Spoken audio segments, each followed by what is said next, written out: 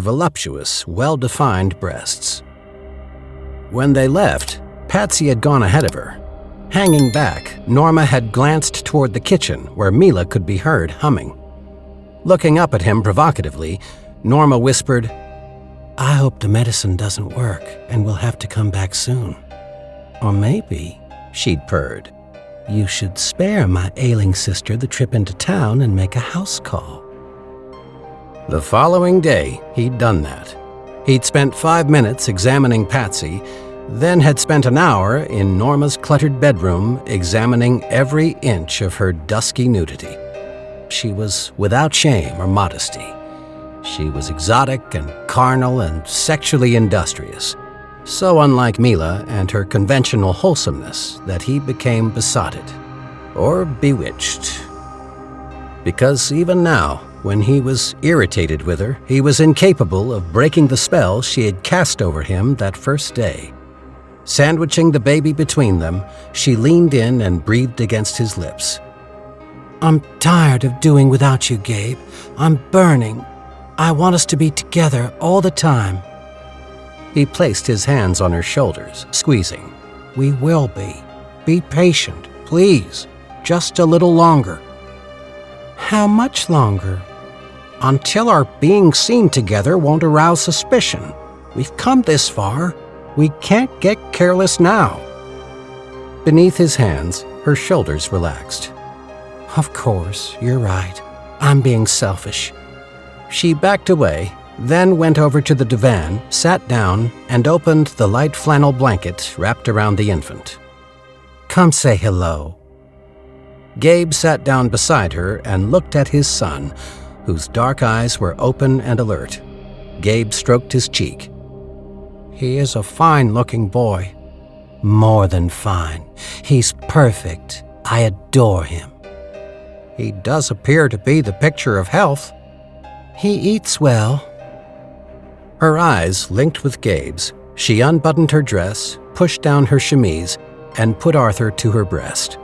When the baby latched onto her nipple, the lust that surged through Gabe was rampant and consuming.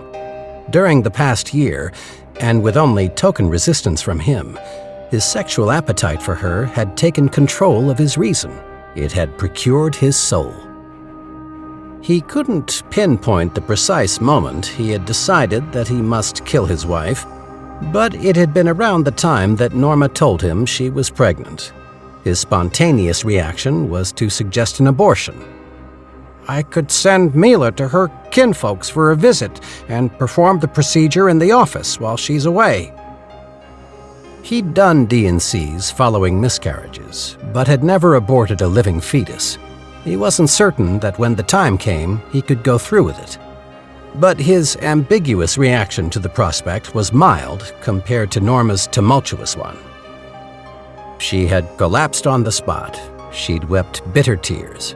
Once he'd calmed her down, he'd determined that it wasn't their unborn child he needed to be rid of. It was Mila. She was the impediment. Even Mila's pregnancy, which she had informed him of with unbridled joy, hadn't deterred him. Whenever his conscience got a tenuous toehold, Norma reminded him that their baby had been conceived first. His loyalty must be to it, not to the product of his loveless marriage. Wouldn't he choose true love over duty?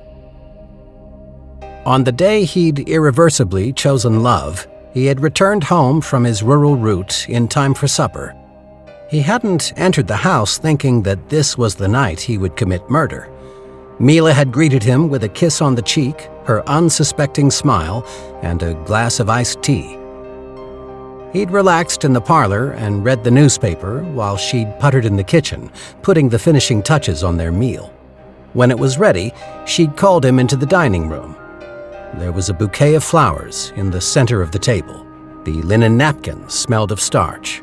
From a china tureen, she'd served him pork roast with potatoes and carrots. He remembered these small details later. That evening, he'd taken them for granted. While they ate, she'd kept up her happy prattle, telling him about the first shoots springing up in the vegetable garden, the fabric she thought would do nicely for the nursery curtains, and the man who had stopped by to inquire about the room to let. I think he was hungry. I had just taken the shortbread out of the oven. I gave him 2 pieces. Are you ready for your dessert? He remembered looking down at his empty plate, surprised to find that he'd eaten his whole portion without tasting it. His mind had been on Norma and his infant son, whom he had stopped by to see that day. Arthur had been born a month earlier, not that day. His birth had been easy, not a difficult breach. Those were lies he later told the sheriff. During that afternoon's visit, Patsy had left him and Norma alone to admire their son. They lay on the bed, with Arthur between them. Norma had wanted to make love, but he'd told her it was too soon for her after giving birth. She'd settled for playfully stroking his penis through his trousers and lauded it for the ideal son it had provided, a child untainted by foreign blood. That was one of Norma's familiar refrains. His wife's German heritage continued to cost him patience, even this long after the armistice. That's what had reeled through his mind that evening as Mila left the dining table carrying their plates into the kitchen, keeping up her running monologue about mundane topics. He didn't give a fuck about what color she'd chosen for the nursery curtains when he was stiff with the anticipation of fucking Norma again. He'd gotten up from the dining table and walked into the kitchen. Mila had her back to him, cutting slices of shortbread for their dessert. He hadn't been nervous or hesitant. He hadn't paused to think, I'm going to kill her now. He simply picked up a clean iron skillet from off the stove and swung it at the back of her head. The blow didn't even break the skin, but he heard the crunch of bone as her skull caved in. Never having known what had hit her, she'd gone silent and fell to the floor. Later, he didn't recall how long he'd stood there, staring at her inert form. Eventually, he'd knelt down and checked to make sure her scalp hadn't bled. It hadn't, not one drop. He felt her carotid. No pulse, no breath, utter stillness. That's when he'd realized the magnitude of what he'd done, and he experienced a paroxysm of panic. He'd thrown up his dinner in the sink. Even after retching until he was empty, he was dizzy. His ears were buzzing.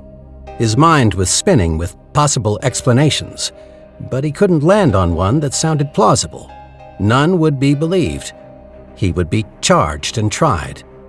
During the trial, his affair with sexually unrestrained Norma would be exposed as an unquestionable motive. He would be sentenced to hang. He'd witnessed a hanging once. His father had thought it would be good for his 10-year-old self to see firsthand the wages of sin. It had been ghastly. He didn't want to die shitting his pants and twitching at the end of a rope. Clutching his head between his hands, he tore at his hair and sobbed. Then, as spontaneously as the panic had seized him, it vanished and was replaced with an incredible calmness. He thought through the idea that had suddenly occurred to him. He inspected it, looking for pitfalls. It wasn't without risks, certainly, but he didn't want to hang. He'd stepped over Mila's body, went into his office, and picked up the telephone to call Mayor Croft. Gabe? The sound of his name jerked him back into the present. Arthur was no longer nursing, but sleeping on his stomach beside Norma on the divan. She frowned. You were miles away. Were you thinking about her? No. She knew he was lying. The first night she had showed up on his doorstep, unexpectedly and near midnight, they had fought over the guilt eating at him. Then, after pitching a temper tantrum, she had cried and begged him to forgive her for being insensitive to his plight. You have a reputation to protect. You must preserve it. It's just that I miss you so much, she'd whispered into his neck. That smoky seductiveness was in her voice now as she ran her fingers through his hair. Thinking about it only distresses you. You did what was necessary for us to be together, Gabe. You see that, don't you? Yes. It's done. We have Arthur, we have each other. Her lower lip began to tremble. Would you want to change things back to the way they were before? With her? No. God, no. Of course not. Then stop punishing yourself. Instead, take advantage of the reason you did it. She unbuttoned her dress the rest of the way and laid it open. Except for the chemise wadded up around her waist, she was bare. We can't, Norma. It's too soon after the baby. She gave him a sultry smile and drew him to her. Mama needs you. Afterward, when they separated, they were damp and listless and breathing heavily. Gabe slid to the floor and sat between her legs. He rested his cheek on her lap. Did I hurt you? Yes. At his start, she pressed his head back down and laughed huskily. It was marvelous. Tease. He turned his face into her belly. You came like a fire hose. I hope it cleared your thoughts of Pointer's Gap. He ceased the nuzzling and looked up at her with horror. What? Pointer's Gap, where your dead wife is buried. He gave his head a violent shake, as though to deny hearing what she was saying. How did you? Nobody knows that except me. And Bernie Croft. Gabe forced himself to swallow before he choked. He swore to me. Swore that nobody would ever know. She smiled placidly and stroked his cheek. Surely you didn't think that nobody included me. 35. With Corinne assisting, Laurel changed the dressings on Irv's wounds. They showed no sign of festering, but for good measure, she dabbed on some coal oil before wrapping him in a fresh bandage. Once that was done, she left him to rest while she prepared to make the necessary trip to the still and to get Corinne settled in the shack. There was no question of her happiness over her new position. She celebrated by dancing a little jig. They raided the pantry and icebox for foodstuffs that would last her for several days. As they carried the parcels from the house, Laurel said, Don't forget your things. Did you leave them in Irv's truck last night? What things? Laurel stopped and looked at her. Your belongings. Corinne swept her hand down her front.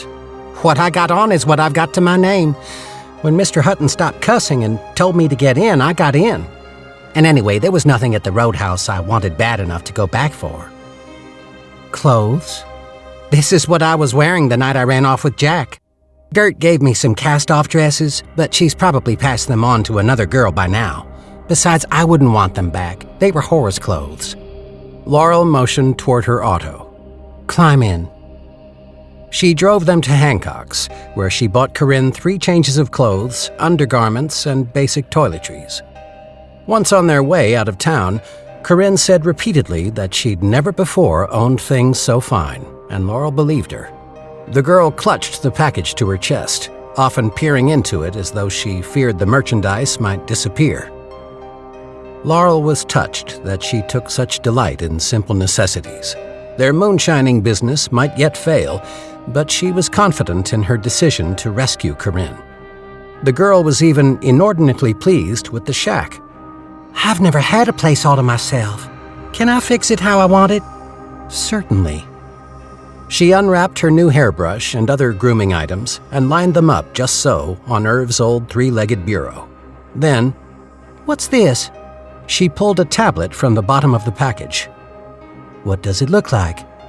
A school book. Laurel had added the purchase in secret before leaving the store. That's right. It's a primer used to teach people the alphabet. Irv told me you wanted to learn to read. The first step is to learn the alphabet.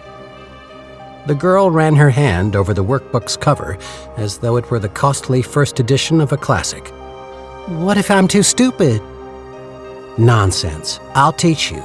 Let's start with your name. Right now? There should be a box of pencils in the package. I asked the store clerk to sharpen them for us. 15 minutes later, Corinne had followed the guidance of Laurel's hand to print her name. 2 of them? She said, pointing to the R. That's right.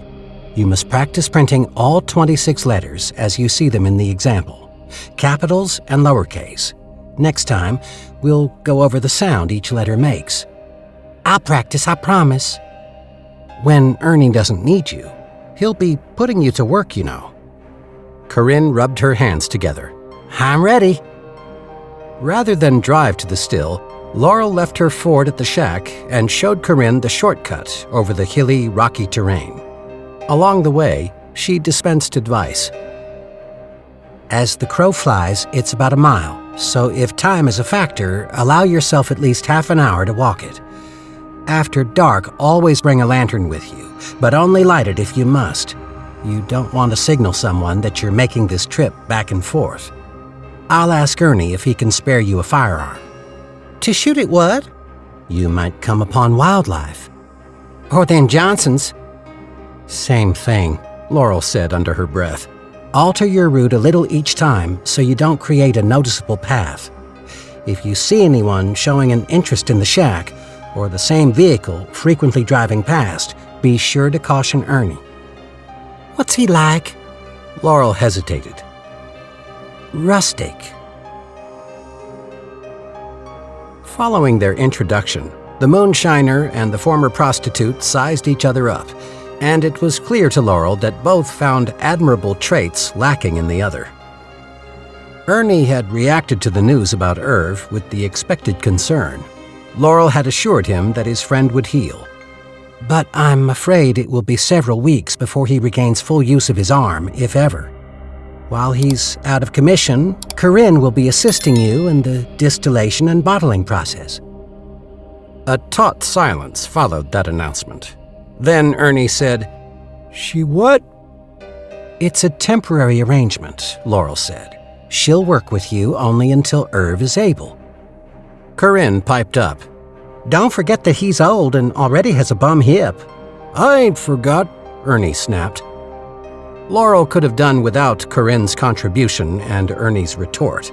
She said, The point is, his convalescence can't be rushed, Ernie. You wouldn't want him to return to work too soon and do further damage to himself. Course not. He picked up a stir stick and moved it around in a barrel of mash. He aimed his pointy chin in Corinne's direction. Does she know squat about making whiskey? I've got ears, Corinne said, and I'm standing right here. You want to know something, ask me directly. Do you know squat about making whiskey? Irv said it was up to you to teach me. That's what Laurel said, too. He harumphed. It ain't as easy as it looks. It don't look easy at all. In fact, I've never seen a more rickety pile of junk as that still. It's my great-granddaddy's design. Before Corinne could comment on that, Laurel stepped in. Ernie, let me stir the mash. You walk Corinne through the process. It took him an hour to explain all the still's components and their various functions. Lesson over, Corinne asked to be excused to seek a private spot to relieve herself. Ernie said to Laurel, Wouldn't have taken half as long if she hadn't asked so many dead-gum questions. They were good questions, Ernie, about things she needs to know. She always rattle on that much? You'll get used to it. I doubt it. What happened to her eye? She took a beating from the late Wally Johnson. He looked in the direction Corinne had gone. She's the whore? Don't use that word again. After her sharp rebuke, she set her hand on his arm in conciliation. Listen, Ernie, when Mr. Hutton brought Irv home last night, I thought he was dead. I'm sure you were fit to be tied when he didn't show up for work. It was a rough night on all of us. Fair to say we're feeling the strain? He nodded. I'm sorry to spring Corinne on you, she continued, but it was actually Irv's idea, and at first even I was resistant to it. She recapped for him the conversation she and Irv had had early that morning. We've got to keep up production or we'll soon be out of business. In fact, our supply is already low. I'll walk back to the shack and bring the car around. Irv said you had some crates stashed away. I need to take them back with me. They was stole. Her breath escaped her. What? I wasn't going to tell you, didn't want you worrying. She backed up to an upended crate and sat down. Well, I'm worried now. When were they stolen? Night before last. I'd added a crate to the stash that day. Went back yesterday to add another one. They's all gone. How many? 10. 120 jars of 100 proof. She did the math. Her heart sank over the amount of the loss. Ernie said, I would have told Irv last night, only he got shot. He raised his bony shoulders. Where was this stash hidden? Over in that cedar break? She looked in the direction he'd pointed. That nearby? 30 yards, maybe. I dug a hole big as a grave. Thought I had it covered up good with brush. Who could have gotten that close without your knowing? Another shrug. I wasn't doing a run that night. Did some tinkering on the new steel. Shored up the firebox with more rock. Crawled into the tent pretty early. Never heard a thing. He pushed his hands into the deep pockets of his overalls. You trust those twins? Yes. Then she gave a shrug of her own. I suppose. Irv says they're half drunk half the time. Randy as goats. Lightning rods for trouble. Maybe, but we need them. What about that Hutton fella? What about him? How was it he brought Irv home from Lefty's? It's a long story. She didn't want to mention the deputy's badge. Irv thinks... I know what Irv thinks. Her brittle tone stopped him from taking that subject any further. Be careful you don't dare me. Well, Ernie said, somebody found out where we're at. If it had been lawmen, they'd have poured out the hooch and busted up the steels. Unless it was corrupt lawmen. Could be, but... But what, Ernie? You don't need this on top of Irv. Don't spare me bad news. I hate surprises. Recent ones have been calamities. Well then, what I think? Whoever stole the shine was giving us a warning. It was somebody's way of saying we know who you are and where you're at, and you got off light with us just taking off 10 crates instead of 10 fingers and toes. The Johnsons? So long as we're small-timers, they'll leave us be. But if we start horning in on their profit... Again, he didn't finish, but she got the message. Maybe I shouldn't involve Corinne after all. What if they come back? I've got 2 rifles, a side-by-side shotgun, a 6-shooter, and a trap. A trap? Jaw spring, big enough to trap a bear. If some sorry sumbitch sticks his hand in that hidey hole again, he'll come up with a stump. Corinne reappeared. Both observed her as she walked toward them. When she got nearer to them, she stopped and put her hands on her hips. Why are y'all looking at me like that? Can you shoot a rifle? Ernie asked. Damn good. Back home, I help keep food on the table. You ain't back home, and you got only one good eye. Then I might have to use you for target practice. Looking at Laurel, he mumbled, I'll give her the shotgun. Tell Irv to take it easy and not worry about things. That mash needs stirring. He skulked off. Laurel and Corinne watched him go. Laurel said, Are you comfortable with me leaving you here? Sure. Will you have trouble finding your way back to the shack? I made note of things along the way, with my one good eye, she added with a scowl aimed at Ernie. Irv and I are counting on you to make yourself useful. Do you think you can do that without picking silly fights with him? Corinne looked over at Ernie as he dipped the stir stick into the barrel. One thing I can do is put some meat on his bones, she said. I never saw a man who needed feeding more than him. When Laurel came upon the road sign, she slowed down, then rolled to a full stop. She stared at the sign's uneven, hand-painted lettering, which was familiar because she'd passed it many times before. But the sign now had new and more personal significance. She calculated how long she'd been away from the house, leaving her infirm father-in-law alone. She thought about the deal he had failed to cement with Lefty before the raid. She thought about Corinne, and the abuse she'd suffered. Before she could talk herself out of it, she made the turn. Earlier today, she'd been told she had sass. This would be a test of just how much. The road was as corrugated as a washboard. Her tires kicked up dust as fine and white as talcum powder. It swirled around the Model T when she brought it to a stop. As the dust settled, she studied the uninviting structure. It looked deserted. She hesitated, thinking that perhaps this wasn't a good idea at all. She patted her pocket, and after feeling the reassuring weight of the Derringer, pushed open the car door and got out. Warped steps led up to an equally uneven porch. The heels of her shoes tapped loudly on the planks and echoed in the crawl space beneath.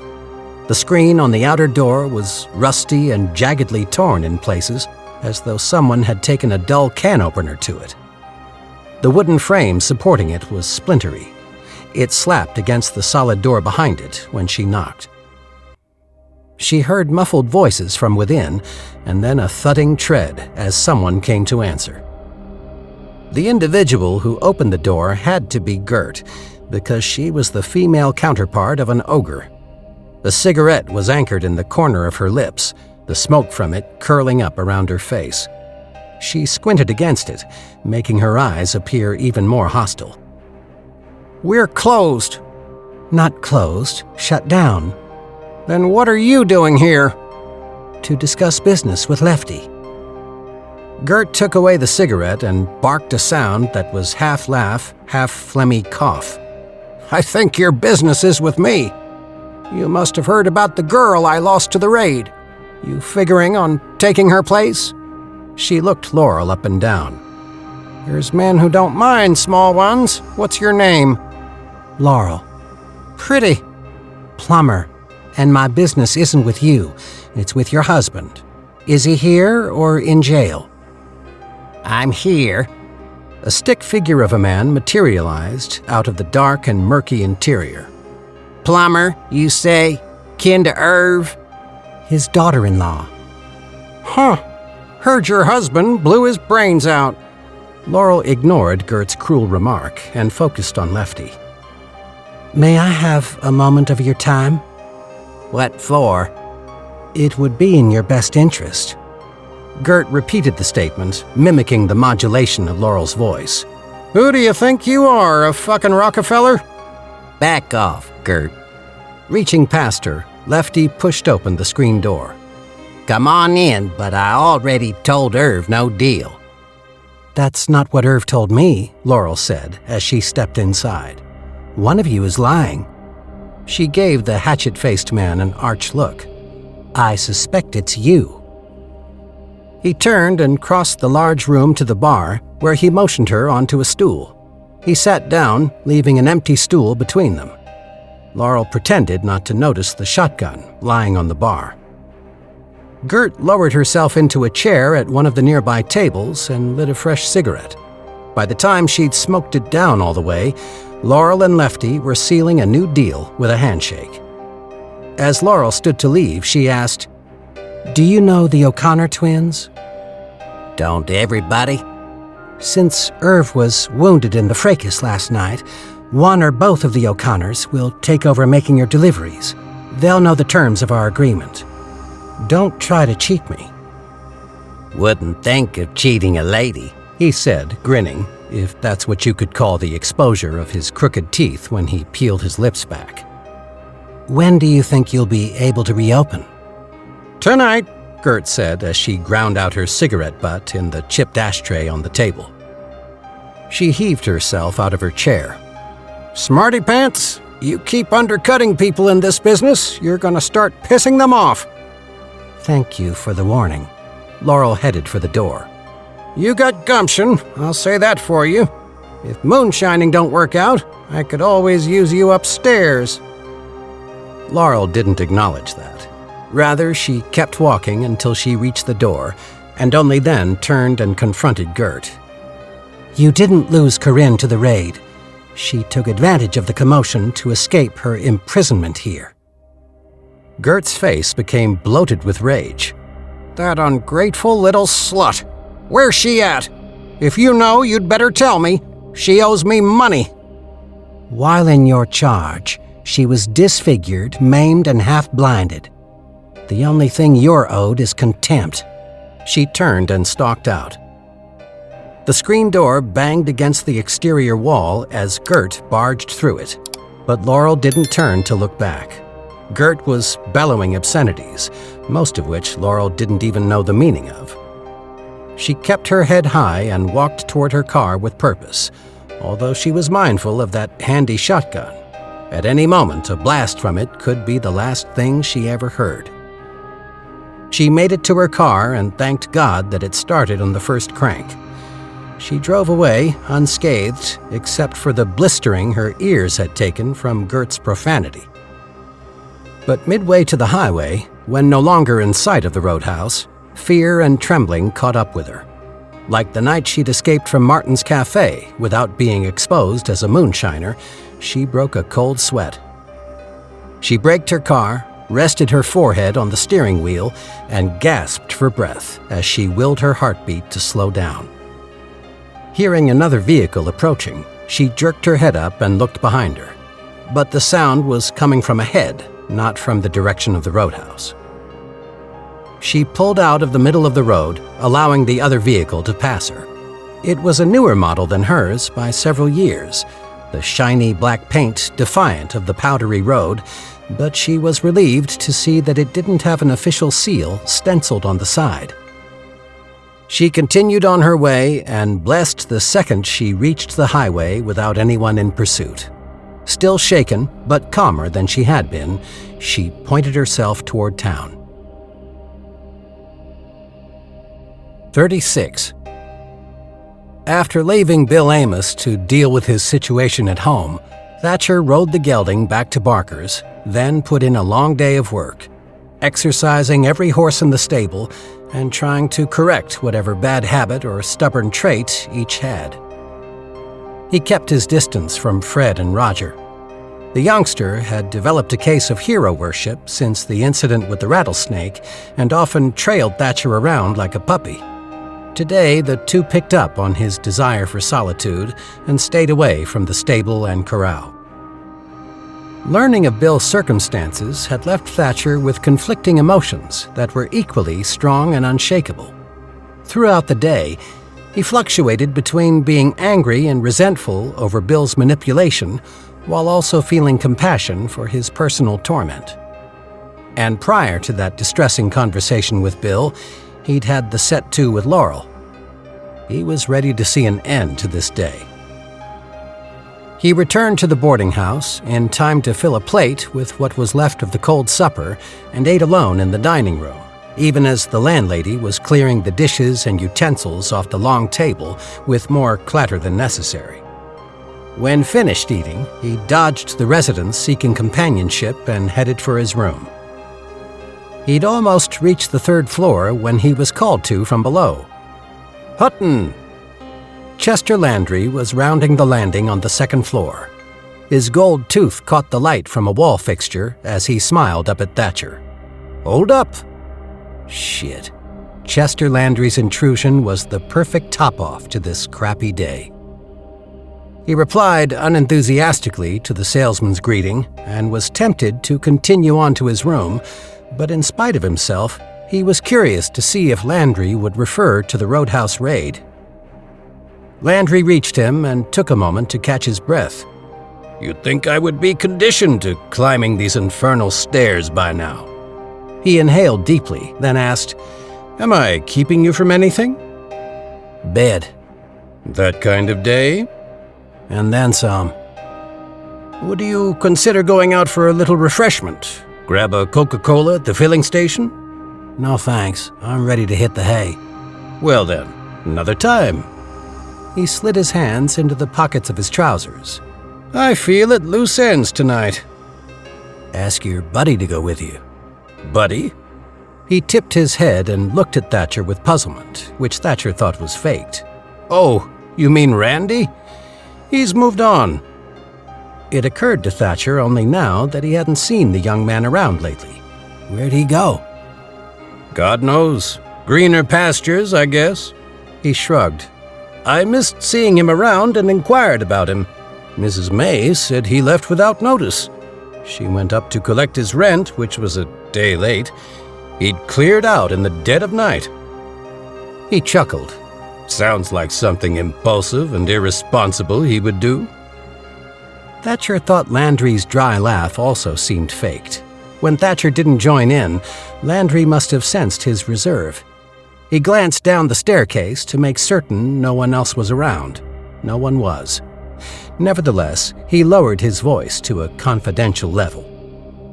We're avoiding the subject we're both dying to talk about. Thatcher just looked at him. Come on, Hutton. For the first time ever, some of Landry's polish dimmed, and he showed annoyance.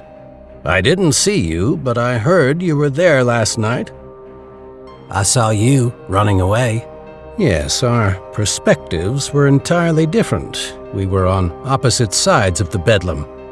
When Thatcher didn't respond, Landry said, No comment on that? What do you want to know? From kidnapped suspect to deputy sheriff is a very broad leap. You covered it in a matter of weeks. How did you manage to curry the sheriff's favor and become a deputy? I didn't. He declared it as a fact, but that damn badge was still in his breast pocket. After listening to Bill's tragic tale, witnessing the heartache, sorrow, and despair that he lived with daily, Thatcher hadn't had the heart to return the badge with the stern put-down he'd rehearsed.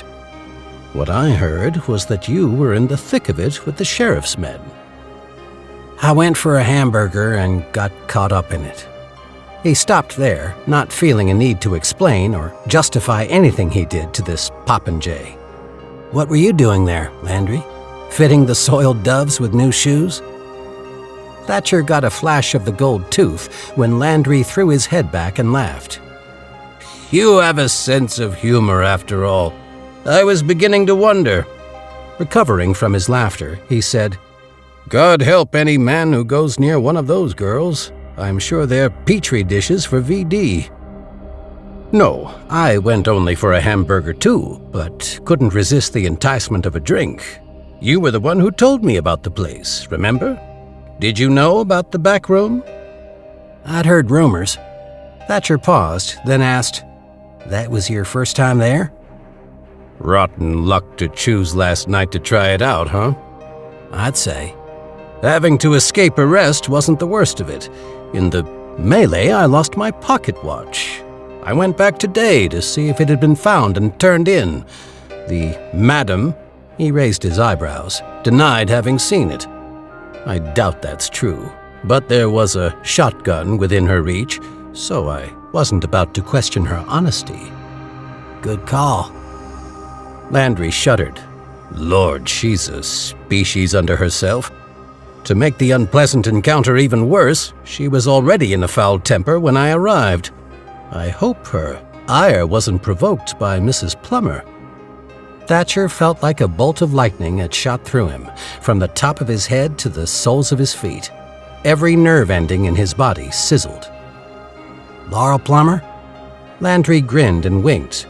The charming lady of the pies. She was leaving as I was arriving. Leaving Lefty's? We met on the road. She pulled over so I could pass. You must have mistaken somebody for her.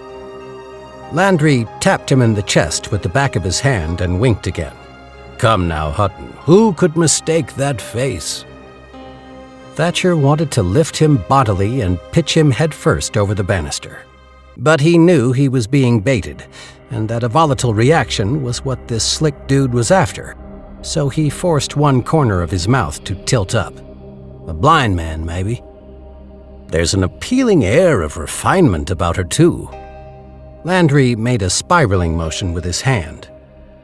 I can't picture her going to that ratty roadhouse for any reason other than it having something to do with her father-in-law getting shot. You're well informed, Landry. Small-town scuttlebutt, he said. I couldn't go anywhere today without hearing about the raid and the fallout from it. It's all anyone was talking about. Thatcher remained noncommittal and tried to look bored with the subject. He covered a yawn with his hand. Sorry. As I said, I was off to bed. Landry gave him a little bow. Then don't let me detain you any longer. Good night. Good night. Sleep tight. Landry's mocking lilt set Thatcher's teeth on edge. He went into his room, but not to sleep. Laurel led the O'Connors down the steps into the cellar and set the lantern on the dirt floor. She gestured toward the stacked wooden crates. The theft hurt us. That's our stockpile. That's it? No jugs? Davy asked. As you see, she said. Ernie had hidden 10 crates of jars. Even those would barely have covered our orders. Now they're gone.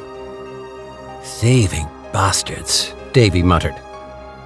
She had gauged the brothers' furious reaction to the news of the theft and didn't believe they would have stolen from her, even if they'd known where the crates had been buried. They seemed to understand and appreciate that their enterprise was in dire straits due to the loss of product simultaneous with Irv's being incapable of working to replace it.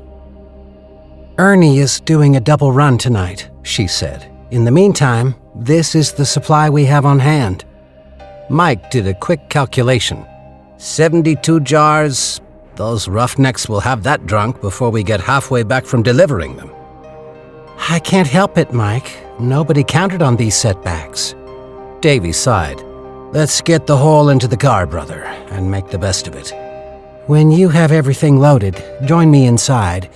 There's another development to tell you about. A few minutes later, the two came inside. Davy was about to speak when Laurel put her index finger to her lips. Softly, please. Irv was restless and grumpy all afternoon. I know he's in pain, but he's also fretting over our situation.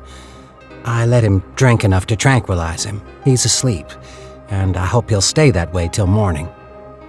They carried cups of coffee into the dining room and gathered around the table. She served the twins slices of cherry pie. None for you? Davy asked.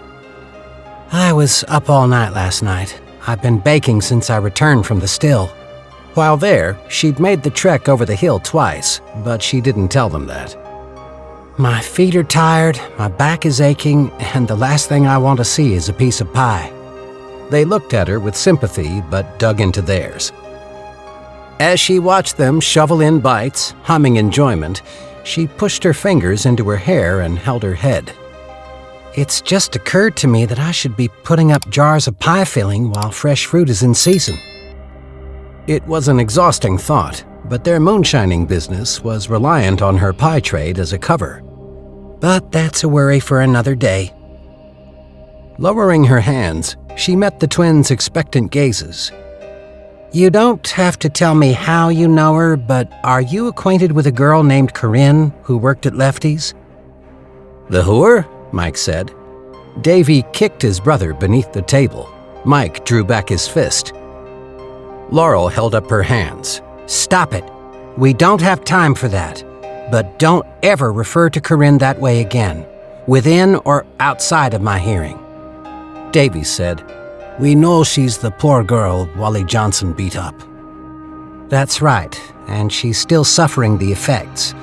By a set of bizarre circumstances, she's now a member of our group. The twins gaped at her with identical expressions of incredulity. Never mind how it came about. She arrived here last night with Irv. She proved herself helpful in any number of ways, and that gave Irv an idea. She went on to tell them about the present arrangement at the stills. Ernie will teach her how to do the simpler tasks, and I trust her to work hard so that our shortfall will be made up for soon. And... Jesus, Mike said. There's an and. Laurel gave him a look. And I went to Lefty's today to renegotiate terms. You went to Lefty's? Alone? Are you daft, Laurel? Irv had laid the groundwork of a new deal with him, and I couldn't let that opportunity pass, especially in light of the theft. I got Lefty to triple his usual order. Bloody lot of good it'll do us, though, Davy said. We've got no whiskey to sell, and Lefty's is shut down. Only until dark tonight. She glanced out the window at the darkened sky. By now, they should be back in full swing. "He greased somebody's palm," Mike said. "Somebody high up." I'm sure he did, Laurel said. The twins cut glances at each other, but neither said anything. What? She asked. Davy shifted in his seat and cleared his throat. Have you ever considered, Mike cut in.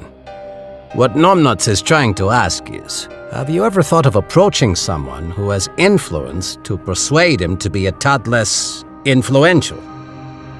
You mean pay him not to be? Absolutely not. It's the way business is done, darling, Davy said softly. Mike added, "In order to stay in business, the owner of the pool hall had to give graft to damn near everybody." Look how far it got him, she snapped. I won't stoop to bribery. And anyway, we can't afford it. She pushed back her chair and stood up. This new order of lefties is a good one, and as long as he continues to bribe officials, it'll be a standing order. All the more reason why Corinne's help is essential until Irv can resume his duties. Now, you need to be on your way to Ranger, and I must go to bed before I drop. Any questions? The brothers looked at each other again. Laurel braced herself for what might be coming this time, but Davy flashed her a boyish grin. Can we take a piece of pie for the road? She gave them half the pie for themselves and sent them off with the others she had baked and boxed that day. As he carefully placed the last one in their truck, Mike said, "We'll have them there well before breakfast. The men working the night shifts on the rigs love having pie for breakfast." "And moonshine for dinner," Davy said. The three were laughing together as she walked them out to their truck. She admonished them to drive carefully, but fast enough to return in time to start their shift at Logan's store. You can't get fired. "Ah, we won't," Mike said. "We're Mrs. Logan's pet project." "She's urging us to get baptized," Davy explained. "She fears our infant baptism didn't take." The three of them began laughing again, but there was no levity in Mike's voice when suddenly he asked, "Who is that?" and simultaneously pulled a pair of brass knuckles from his pants pocket. 37. Alarmed, Laurel turned. Just outside the fan of light provided by the kitchen windows, Thatcher was propped against the clothesline post where he'd hitched his horse that morning. To Laurel's dismay and outrage, her heart thumped at the sight of his tall, lean silhouette. She wanted to rail at him for not making his presence known, but she needed to defuse the O'Connors, who were a hair's breadth away from a catastrophic overreaction. It's okay, she told them in a murmur. Then, Mr. Hutton, you startled us. He pushed himself off the post and strolled forward, but his seeming nonchalance didn't fool Laurel, and she doubted the O'Connors would be deceived by it either. Beneath the brim of his cowboy hat, his eyes shifted from one twin to the other. She was almost certain that Thatcher had seen the brass knuckles now bridging Mike's fingers, and surely he'd also noticed that Davy's right hand was at the small of his back, where she knew he carried a small pistol similar to hers. When the twins first began delivering to the boomtowns, she'd expressed concern for their safety. They'd shown her their weapons and assured her that they would never be without a means of protecting themselves. However, this was the first time she'd seen just how willing they were to act first with violence and ask questions later. The two weren't all smiles and blarney. Thatcher stopped within 5 yards of them, planting his feet firmly, causing her to wonder if he was still toting the pistol he'd retrieved from her this morning and was about to draw it like a gunslinger in a dime novel. He said, "I came to ask how your father-in-law is faring, but I saw that you had company and didn't want to break up the party." She injected a lightness into her voice that she was far from feeling. No party. These are the O'Connor brothers, Davy and Mike. She pointed out which was which. They work for me. "They brought you the peaches," he said. That's right. I'd forgotten I'd mentioned that. But he hadn't, and that was disconcerting. Davy, Mike, this is Thatcher Hutton. He was the Good Samaritan I told you about who brought Irv home last night after the raid. Thatcher leaned forward only far enough to shake hands with the twins in turn. Then all three of them returned to their guarded stances. Mike looked him over. "Are you a cowpoke, Mr. Hutton?" He asked it as a put-down, but Thatcher replied blandly, "You could say." Laurel said, "He breaks and trains horses." "Does he?" Again, his question sounded deprecating. Davy shot his twin a warning look, then addressed Thatcher with a smile. "So you were at Lefty's last night. Things were exciting, I hear. How did you avoid arrest, Mr. Hutton?" "I wasn't in the back room. Occupied upstairs then," Mike said. Thatcher slanted him a glance, but didn't even blink. "I was having a hamburger in the front room." "Ah," Davy said. "What fortunate timing for you that was." When Thatcher didn't respond, and no one else spoke, Laurel turned to the twins. "The night isn't getting any younger, and you have deliveries to make." As boss, she really gave them no choice except to depart. With noticeable reluctance, they retreated to their truck. As they got in, the backward glances they gave Thatcher were blatantly hostile. As soon as their truck had cleared the drive, Laurel turned to face Thatcher, feeling hostile herself and ready with an accusation of snooping. He, however, got the jump on her. "Kind of late to be making deliveries, isn't it? Where are they off to?" To equivocate would only make them all look guilty. "Ranger." Obviously, he was familiar with the town's reputation. His eyebrow arched. "That explains the hardware they're carrying." "To be used only in self-defense." He looked skeptical of that. "They go all the way up there to deliver pies?" She resisted the impulse to rub her damp palms against her skirt. "It's worth the trip. The markup per pie is 3 times what I get here. Seems every roughneck has a sweet tooth." And a taste for other things, too. He waited a beat, then said, "Are the O'Connors always on edge like that, spoiling for a fight?" "Yes, especially with each other." She gave a soft laugh. Thatcher didn't join in. "What were you doing at Lefty's Roadhouse today?" She couldn't conceal her astonishment over his knowing that, and it robbed her of speech. "So it was you he saw." Although her mouth was dry, she attempted to swallow. "Who saw?" "Chester Landry." "Who is... Oh, your friend with the plastered hair." "He's no friend of mine, Laurel, and I don't think he's one to you either." "I don't even know him." "Well, he knows you, and he made a point of telling me about your visit to the Roadhouse." "Why would he do that?" "I'm wondering that too. Why would he?" Trying not to appear bothered by his probing stare, she shrugged. "Would he need a reason? He knows we're acquainted. He saw me today and mentioned it to you in passing." "Uh-huh. He climbed 3 flights of stairs, huffing and puffing to tell me."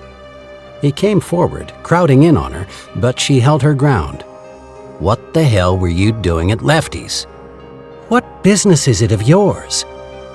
He lowered his head, bringing his face to within inches of hers.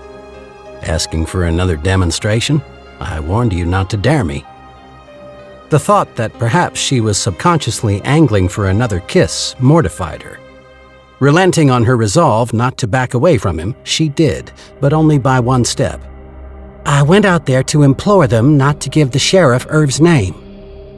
"Them?" "Lefty and that horrid woman, Gert."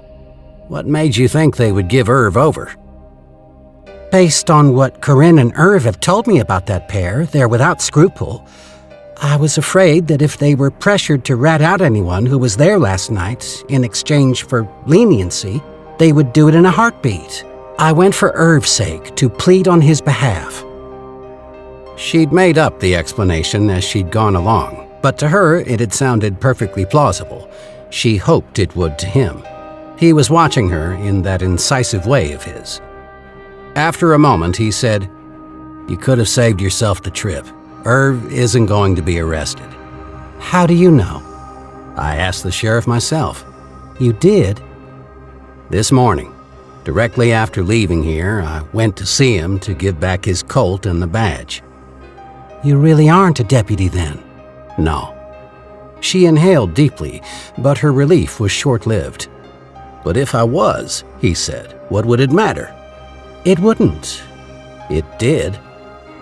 It had. She groped for a logical reason.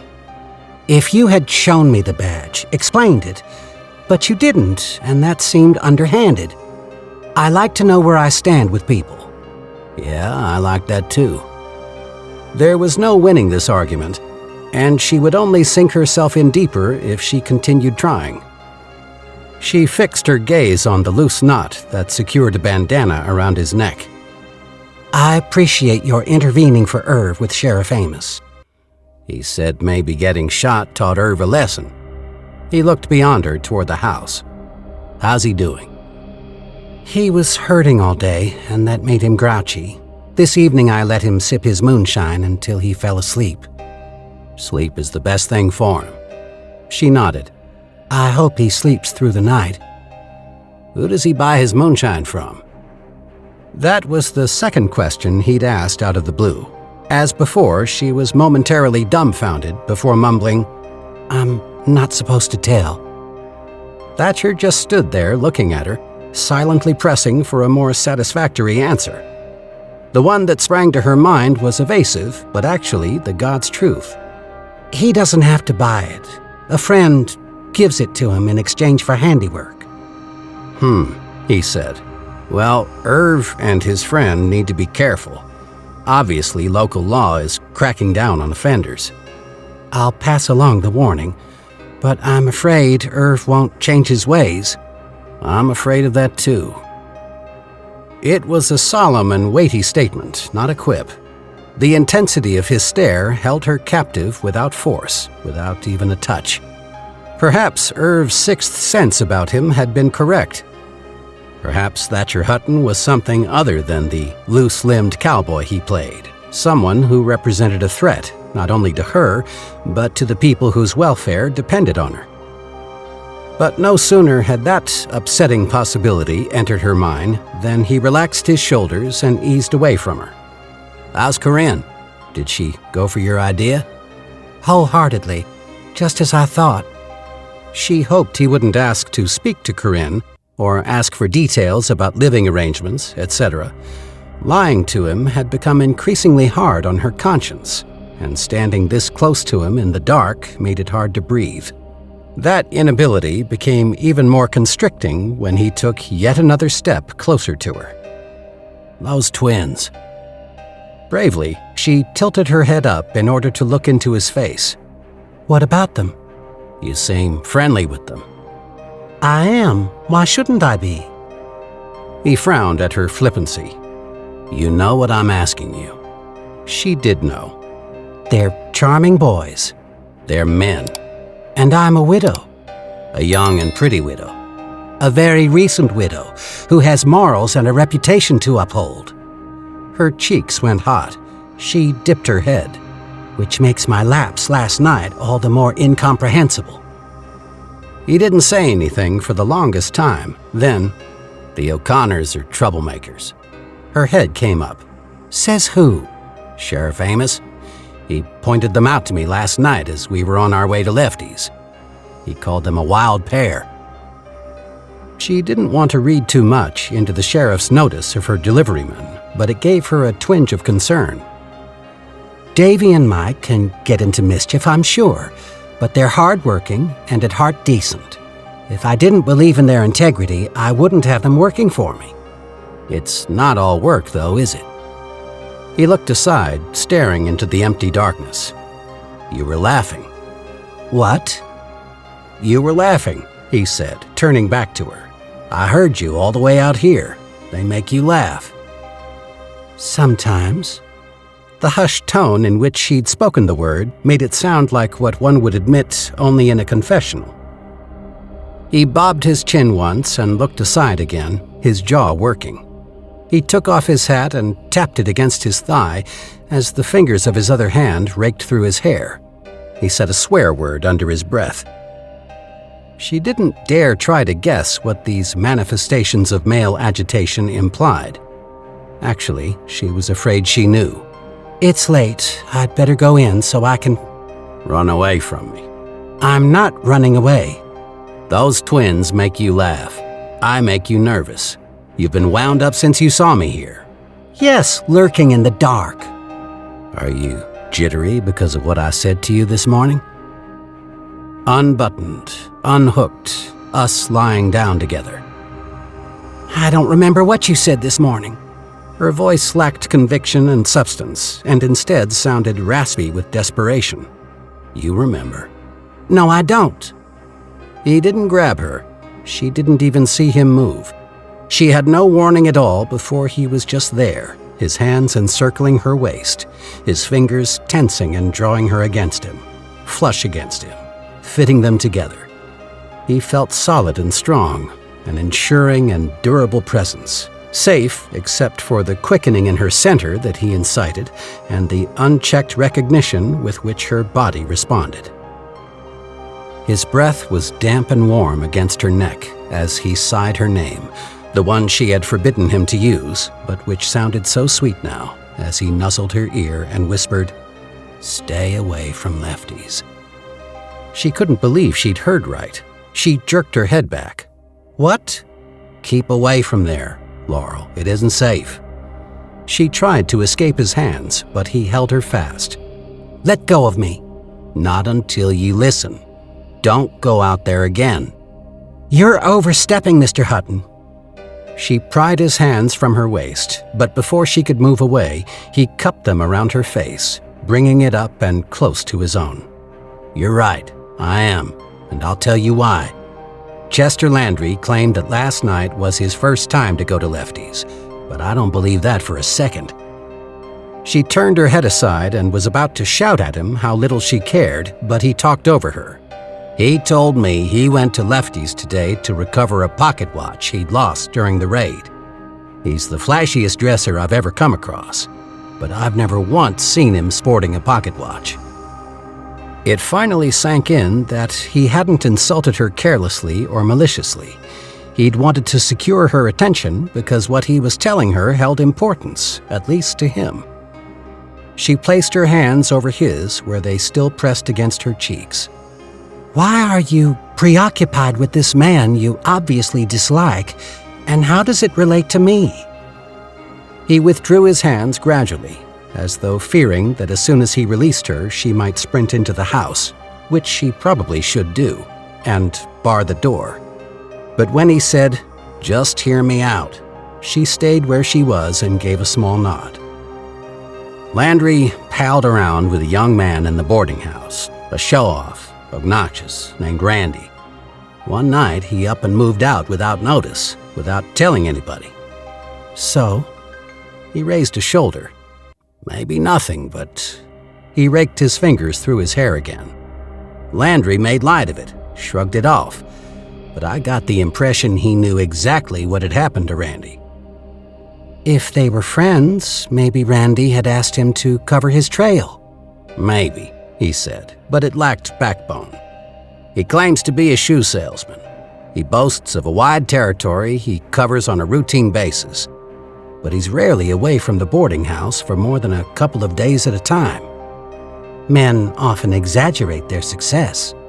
True, but I think Landry downplays his. I think he's very successful, but not at selling women's shoes. He's dealing in something else. Like what? Liquor. He's bootlegging. Her heart skipped a beat, but when he paused to give her time to comment, she didn't say anything. There's money to be made, he said, and a lot of it, but it's a dangerous occupation. There are few game rules and no such thing as honor among thieves. Double-crossers, poachers, and loudmouths, like Randy, usually wind up dead. He paused and focused even more sharply on her. If I'm right about Landry, he wouldn't want to be seen at a well-known speakeasy the night after a raid when it was closed to business, but he was seen by you.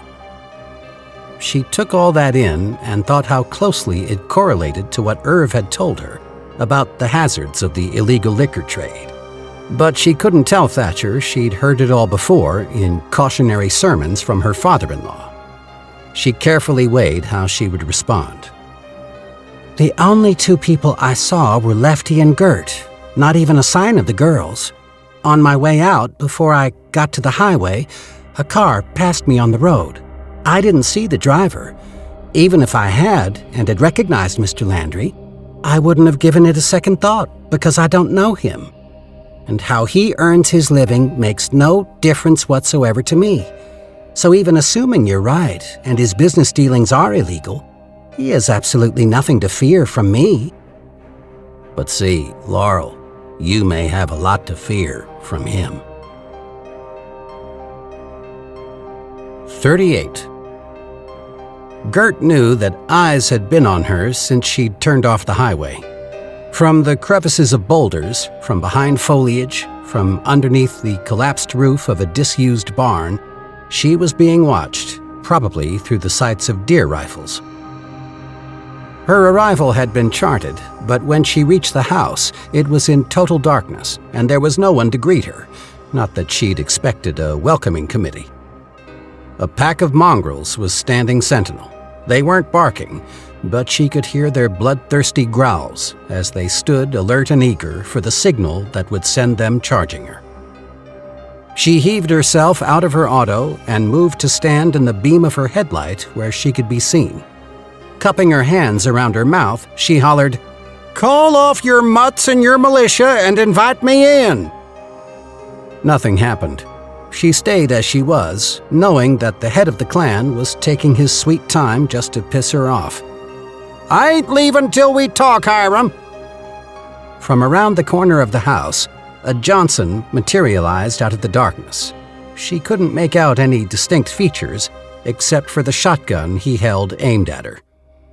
"You're trespassing," he said. "Be on your way." "Or what? You'll pull the trigger?" "You make a sizable target. I couldn't miss with both eyes closed."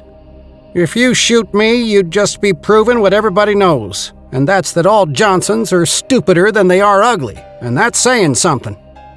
"What do you want?" "Like I said, to talk to the old man, unless he's dead." "He ain't." "Figured that was too much to hope for. Tell him to show himself, or he'll never know what I know about Wally's killing." Seconds ticked past.